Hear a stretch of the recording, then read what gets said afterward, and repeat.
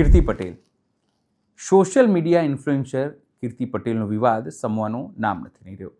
તેઓ જૂનાગઢ ગયા, મૃગીકુંડમાં તેઓએ સ્નાન કર્યું, ભગવા પહેર્યો, ત્યારે ત્યાં સ્થાનિક જે સંતો છે તેમનામાં નારાજગી છે અને તેઓ હવે સીધી રીતે કીર્તિ પટેલના અરેસ્ટની માંગ કરી રહ્યા છે. એફઆઈઆર તો થઈ ગઈ છે પણ હજુ સુધી કાર્યવાહી નથી થઈ. ત્યારે સાધુ સંતોમાં રોષની લાગણી છે. નમસ્કાર, હું છું ચિંતામણી પુત્રની પટેલ. સ્વાગત છે આપનું અમારા વિશેષ કાર્યક્રમમાં. આવો સાંભળીએ બજરંગદાસ બાપુએ કીર્તિ પટેલને લઈને શું કહ્યું. ખોડિયાર ઉદાસી આશ્રમ, હું મહામંડલે સ્વામી બજરંગદાસ ઉદાસી બાપુ તપસ્વી સાધક મહાત્મા છું.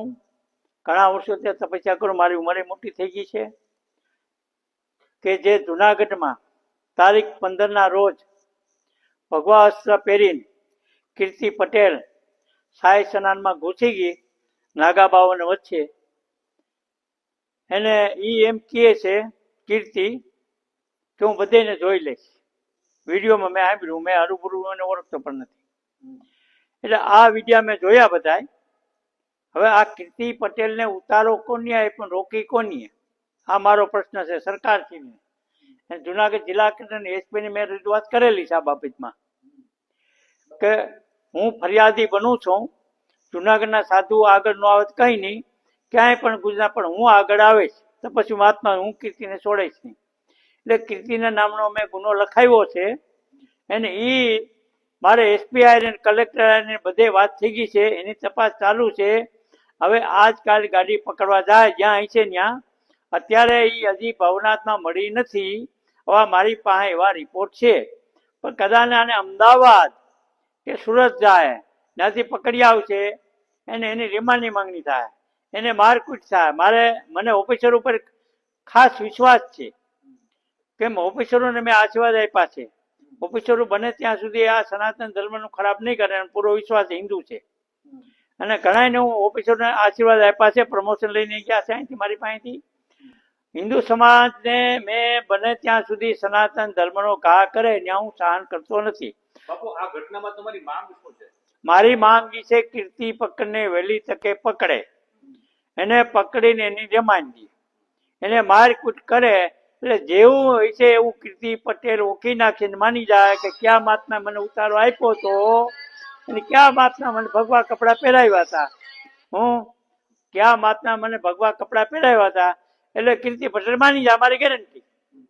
જ્યાં સુધી તમે સરકાર જાગૃત નહીં થાવ, ગુજરાત સરકારમાં જો આવા ઢોંગ હાલી રહ્યા છે અને તમે જો અવાઓને એજન્ટ તરીકે બાવાઓને આખી મૂક્યા છે, એ હું સખ્ત શબ્દોમાં વખોડી કાઢું છું. જે 2 નંબરના ધંધા હાલે છે, કોઈ છોકરીઓને મૂકતા નથી, બહારથી બોલાવે છે, વીઆઈપી ગાડીઓ જાય છે, હું ધંધા હાલે છે, ગરીબ સાધુ જાય તેનો ટુકડો નથી, 70 કરોડના બંગલા બનાવ્યા છે, હું હાલી જો. આ બધું મારી પાસે રિપોર્ટ ખિસ્સામાં છે. બાપુ, શું માનો છો કીર્તિ પટેલ કઈ રીતે પહોંચી શકી હોય? કીર્તિ પટેલનું મારું માનવું એ છે કે હરિયાણા ભારતીય આશ્રમમાં હરિયાણા ભારતી છે ત્યાં આશ્રમમાં રોકાણી. મારું માનવું એમ છે. હું એમ કહેતો રોકાણી કેમ, પણ મારું માનવું એમ છે કે હરિયાણા એ એમ કહેતી કે હરિયાણા ભારતી મારા ગુરુ મહારાજ છે. તો મારું માનવું છે કીર્તિ ભારતી કીર્તિ પટેલ ત્યાં રોકાણી હોય તો મને શંકા છે કે એ મહાત્માઓ ઇન્દ્ર ભારતી અને હરિયાણા ભારતી બે મળીને ભગવા કપડા આપ્યા હોય અને સાઈ સ્નાનમાં ભેગી લીધી હોય. કે એનું કારણ છે કે જ્યારે ઋષિ ભારતીઓનો ગુરુ ચેલાનો લખો ઉભરો સરખેજનો, ત્યારે કીર્તિ પટેલે સાથ આપ્યો હતો હરિયાણા ભારતીને. ખુલ્લે આવી ગઈ, એને કબાટે ખોલ્યા હતા. હા, એ મને ખબર છે બધી. એટલે આ ફરિયાદમાં મારો અનુભવ છે કે જુનાગઢના સાધુ ગુજરાતના સાધુ કોઈ આગળ આવ્યા નથી. હું આગળ આવ્યો છું. હું તપસ્વી મહાત્મા સરકારશ્રીને પણ મારી આ રજૂઆત છે કે આની ધરપકડ કરીને આની રિમાન્ડ થવી જોઈએ. મારું નિવેદન લઈ ગયા ત્યાં ઓરદારા સાહેબને મેં આપ્યું છે, ત્યાં ભવનાથના પટેલ સાહેબને આપ્યું છે. એમાં કોઈ બાપુમાં ફેરફાર નહીં પડે. અને મેં આજે જ સાહેબને ફોન કર્યો, જે નકલ તે એ મને મોકલજો. એમાં કલમોનો ઉમેરો કરવામાં આવશે. મને પોલીસ ખાતા પર પૂરો વિશ્વાસ છે. એમાં કોઈ ફેરફાર નહીં થાય. અને ફેરફાર થાય તો હું દિલ્હી ફોન કરી લઈશ. જુનાગઢ મેં કરી છે એસપી સાહેબને ખુદને, ઓરદારા સાહેબને. એને મારું નિવેદન લીધેલું છે ઓળધારા સાહેબે. એને ઓળધારા સાહેબે મને ખાતરી આપી, મેં ફોન કર્યો છે કે સાહેબ ઓળધારા કે મારી ખાતરી બાપુ કીર્તિને હું ગમે એમ કરીને પૂરી દઈશ. આજ મારી એક માંગ છે, બીજી કોઈ માંગ આમાં નથી. આમાં કોઈ સાધુ પર હું કેસ કરવા માંગતો નથી. કીર્તિ પકડાય ને મારે ડિમાન્ડ થાય એટલે સાધુના નામ ખુલશે. આમાં કોઈ પણ એને હિન્દુ ધર્મને હું એવી જાગૃત કરું બેનું દીકરીઓને. આ નવયુવાનો જેટલા હિન્દુના દીકરા આગળ આવો. આજ બેનું દીકરીઓના જે બળાત્કાર થાય છે ને પાછું બેનું હકેલાઈ જાય છે.